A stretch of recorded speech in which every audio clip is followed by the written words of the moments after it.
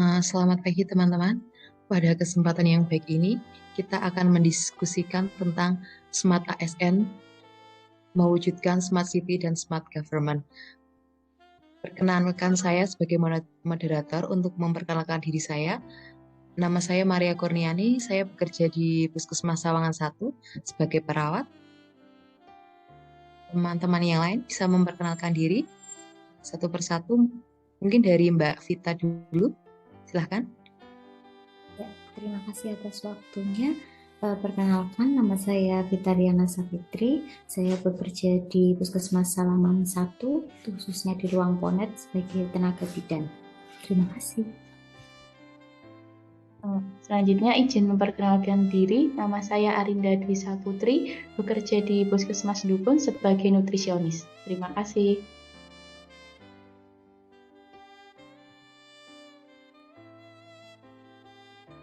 Perkenalkan, saya Lafif Alfa Santosa dari RSUD Merah Putih, bagian laboratorium. Selanjutnya Mbak Indah. Perkenalkan, nama saya Indah Hidayati. Saya berasal dari instansi Puskesmas Sari.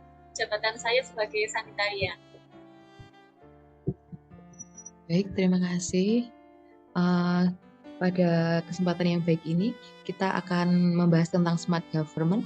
Pengertian dari smart government itu sendiri adalah dapat diartikan sebagai gambaran dari tata kelola pemerintah yang dilaksanakan secara pintar, di mana pengelolaan pemerintah mampu mengubah pola-pola tradisional dalam birokrasi sehingga menghasilkan perubahan lebih cepat, efektif, dan efisien. Mungkin ada yang menambahkan sedikit ya Mbak. Dari sasaran dari smart government sendiri adalah mewujudkan tata kelola pemerintahan dengan tata pamong pemerintah daerah yang efektif, kemudian efisien, komunikatif, dan terus melakukan peningkatan kinerja birokrasi melalui inovasi dan adopsi teknologi yang terpadu. Seperti itu Mbak. Terima kasih Mbak Vita. Setelah tadi kita membahas tentang smart government, daerah sudah mencapai smart government, maka dapat berlanjut atau disebut smart city. Smart city di sini, apakah ada yang sudah tahu atau menanggapi tentang pengertian smart city? Izin menjawab ya Mbak ya. Menurut saya, Smart City itu merupakan wilayah kota yang telah mengintegrasikan teknologi informasi dan komunikasi dalam tata kelola sehari-hari, dengan tujuan untuk mempertinggi efisiensi, memperbaiki pelayanan publik, dan meningkatkan kesejahteraan warga. Konsep Smart City sendiri yaitu sebuah kota yang berkinerja baik dengan berpandangan ke dalam ekonomi, penduduk, pemerintah, mobilitas, dan lingkungan hidup. Selain itu, dapat menghubungkan infrastruktur fisik, IT, sosial, dan bisnis untuk meningkatkan kecerdasan kota. Smart City juga membuat kota menjadi lebih efisien dan layak huni. Mungkin itu, Mbak. Iya, Mbak Arinda. Dari pembahasan kita tentang Smart City, bisa berikan contoh yang ada di Kabupaten Magelang misalnya? Saya izin memberi contoh ya Mbak. Ini ada beberapa aplikasi dari yang dikeluarkan oleh pemerintah Kabupaten Magelang. Salah satunya ada e-Pikir dan Genduk Manis. Nah, dari aplikasi e-Pikir ini digunakan untuk pengajuan izin penelitian dan sudah ada websitenya atau browsernya nanti bila ada pemohon yang akan mengajukan. Kemudian untuk Genduk Manis ini adalah aplikasi dari Disduk Capil untuk memproses sistem kependudukan di wilayah Kabupaten Magelang secara online. Itu Mbak, mungkin dari teman-teman yang lain ada yang tahu di daerah Kabupaten Magelang ini ada apa lagi selain itu? Ingin menambahkan ya Mbak, ada juga layanan Puspa Gemilang. yang ini dikeluarkan dari Perpustakaan Daerah Kabupaten Magelang, di mana pelayanan Perpustakaan Daerah Kabupaten Magelang ini sudah menerapkan konsep digital mulai. Jadi setelah masuk Transmedik, nanti permintaan pemeriksaan di labnya apa, nanti kita masukkan di SIM RS, nanti akan keluar barcode sebagai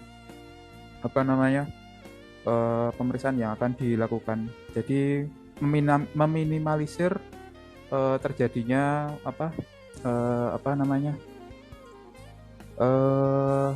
tidak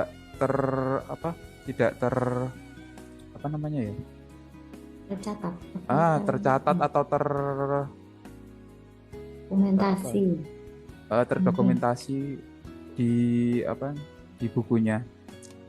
Karena kalau udah di barcode itu kita umpamanya sampel darah di barcode itu nanti kita masukin kala dia pemeriksaan sesuai dari barcode yang kita input. Meminimalisir juga tidak ter-record. Terus ada laboratorium web record, itu adalah web recordnya laboratorium di RSUD Merah Putih. Jadi semua pemeriksaan laboratorium yang sudah dikeluarkan oleh kami itu ada di laboratorium web record itu. Dan yang terakhir adalah logistik. Logistik itu adalah sistem gudang kami sendiri ya, gudang di lab, karena lab BHP-nya cukup banyak sekali. Jadi pemeriksaan hematologi, kimia klinik ada berbagai macam, ada gula sampai kolesterol dan lain-lain.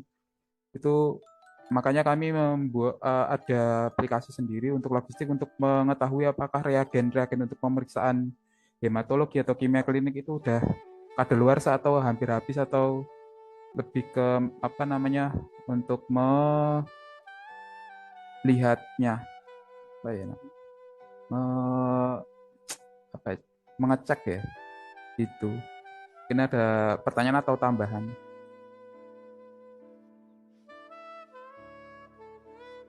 Mungkin ada tambahan lain?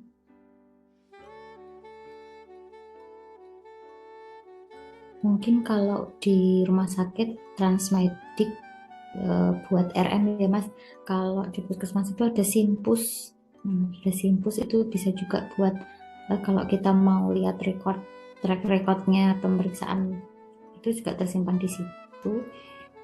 Mulai dari laborat juga tersimpan di situ juga, nggak harus di wilayah puskesmas saya misalnya, puskesmas lain pun bisa masuk di situ. Oh, berarti kalau di puskesmas itu udah saling saling terkoneksi gitu ya antar puskesmas. Apakah kalau di rumah sakit gitu, kalau di rumah sakit ini kayaknya masih khusus hanya untuk RSUD Merah Putih sih, mungkin masih mandiri ya, belum terintegrasi dengan puskesmas dan pemerintah. Itu sih kayaknya ya yang saya tahu. Ya Mas, soalnya kalau dilihat dari aplikasi itu tuh bisa tahu, oh pasien ini tuh pasien puskesmas mana, vaskes tingkat lanjutnya mana, BPJS-nya apa gitu. Jadi lebih memudahkan kita dalam memberikan pelayanan. Terus misalnya harusnya mau ke tingkat lebih lanjut juga udah ada catatan di situ. Berarti lebih bagus ya mungkin ya yang puskesmas. Rumah sakit perlu mencontoh ini. Iya. Mungkin ada tambahan atau tanggapan yang lain? Ini mungkin Mbak Indah lagi kita terkendala sinyal atau gimana Mbak Indah? Halo. Sepertinya terkendala jaringan ya Mbak Indah.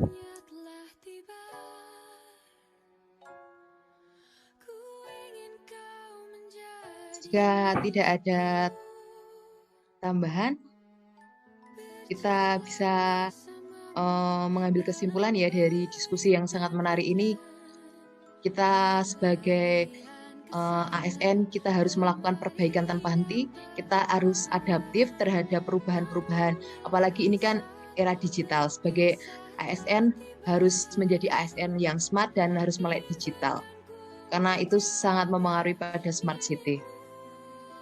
Seperti itu. Dan dari diskusi hari ini juga kita dapat menyimpulkan bila Kabupaten Magelang itu masih dalam tahap mewujudkan smart city. Kita akhiri diskusi pada pada hari ini.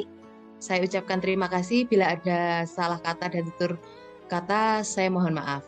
Terima kasih. Selamat pagi. Selamat pagi Mbak, terima kasih Selamat pagi. Mbak Maria, Terima kasih. Mbak Vita, Mbak Terima kasih Arinda, Mbak Indah. semuanya.